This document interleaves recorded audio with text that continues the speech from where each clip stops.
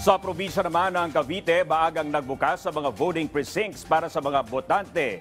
Naging maayos at payapa naman ang halalan sa ibang probinsya sa Region 4A. Alamin natin kung ano na ang sitwasyon doon ngayon. May ulat ng live si Alan Francisco. Alan. Dominic, bukod sa Metro Manila, nakatutok din ang pamahalaan sa mga probinsya, malayo man o malapit sa mga ganitong uri ng eleksyon, gaya na lamang dito sa probinsya ng Cavite.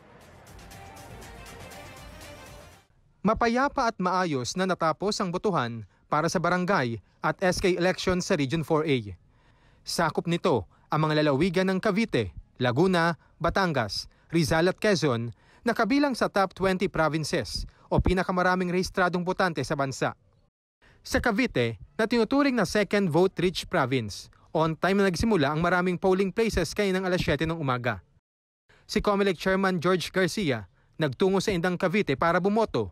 Matapos nito ay nagtungo siya sa Indang East Elementary School. Sinundan ang pagbisita niya sa paaralan ng Paliparan 3 sa Dasmariñas City, kung saan ininspeksyon niya ang isa sa pinagdausan ng pilot testing na automated election.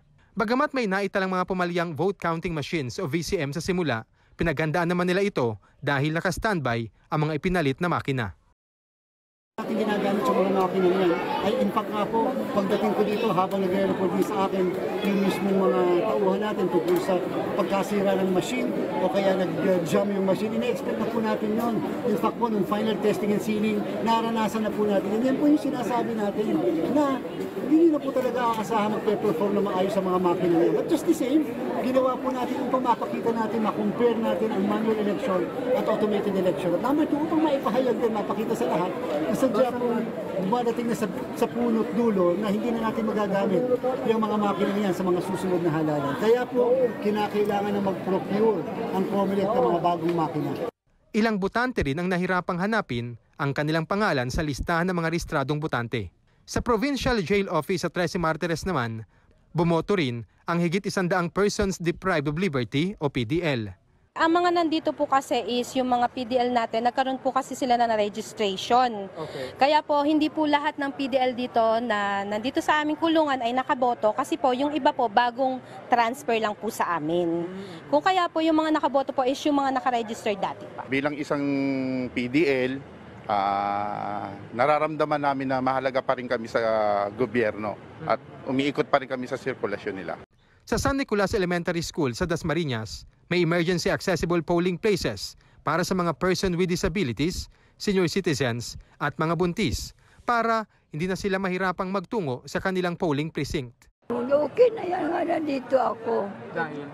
Dahil malapit na. Ay doon naakit ko kung magkano aakatan ko. Ang hirap. Hindi ako makano. Tahimik naman po ang probinsya ng Cavite. Although hindi po maiwasan, hindi lamang po dito sa probinsyang ito, kundi sa kahit anong lugar, may mga iringan, lalo sa mga magkakalaban. At ina-expect po natin yan na marami pong, may mga maire-report na incidents dahil barangay po ito. As they say, mas intimate po ang barangay elections dahil ang magkakalaban po dito, magkakamag-anak, magkakapitbahay, magkakaibigan. Dominic, sa mga sandaling ito, andito ako sa Dasmariñas Elementary School. Dito nga yan sa lungsod ng Dasmariñas kung saan history ito dahil sa kauna-unang pagkakataon, iprinoklama na yung mga BSKE officials, barangay at sangguniang kabataan officials na nanalo sa tulong ng proseso ng automated elections. Naunahan nito dahil mas maliit nga lamang yung bilang ng mga botante rito yung gumamit din ng automated sa Paliparan 3 at dyan naman sa may Pasong Tamo sa Quezon City. Kaugnay yan, Dominic, katabi ko ngayon si Kapitan Augusto Frani Sr. ang Kap, history ito na ikaw yung kapitan na nanalo sa tulong ng automated elections. Anong pakiramdam po? Sa kayo po, nagpapasalamat muna ako ang pamunuan ng Barangay Zone 2 at napili sa isa na magsagawa ng automated barangay election at SK election.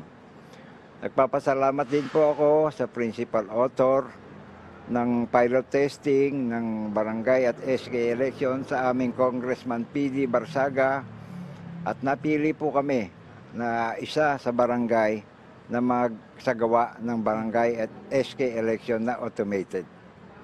And of course, COMELEC. Kapitan, I understand, konti lang daw kayo ritong mga bilang ng mga botante, no? If I may ask, ilan ba kayong mga nagpa-rehistro or bumoto? Ang total registered voter po namin ay 1,166 at ang nakaboto po at 800 plus lang.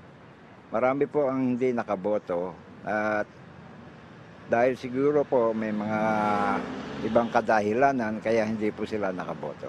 Kap, last question, no, mensahe niyo po sa inyong mga constituents ngayong part kayo ng history yung inyong barangay. Nagpapasalamat po ako sa aking mga taga-suporta at aking mga mamamayan ng Barangay Zone 2 sa pagkakataon na binigyan pa nila ako ng pagtitiwala at asahan po nila ang aking suporta aabot ng aking makakaya. Okay, Dominic, bukod kay Kapitan Franino, nasa likod ko, kita nyo nga dyan, yung iba pang mga BSKE officials na nanalo sa ilalim ng proseso ng automated election. Ayan. Ayan, so festive yung atmosphere dito, Dominic, dahil part nga sila rito ng history at yung kanilang barangay, of course. So live mula rito sa Dasmariñas City, kasama sina RJ Guevara at Christopher Macaraeg. Ako sa Alan Francisco, balik sa inyo dyan sa studio. Alright, congratulations sa mga nanalong kandidato. Maraming salamat, Alan Francisco.